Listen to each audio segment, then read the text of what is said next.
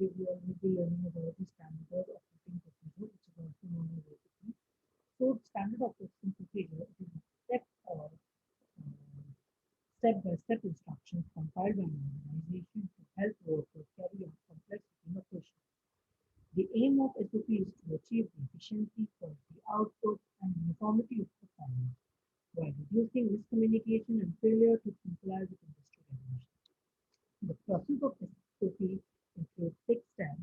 The first, which includes the SOP preparation, SOP renewal and approach, the frequency of revisions and review, the checklist, the document control, and the last one is SOP document section. So firstly, we will learn about the SOP preparation. So the organization should have procedure in place to determine the process of procedures to be documented.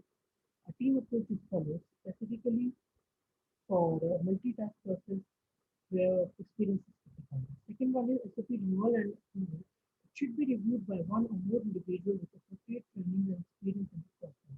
The third is frequency of revision and review. SOP need to remain current to be useful. So whenever procedures are changed, SOP should be updated and reapproved. And comes the checklist. It is used to ensure that the steps are followed in order, also used to document completed actions. Fifth one is the document control.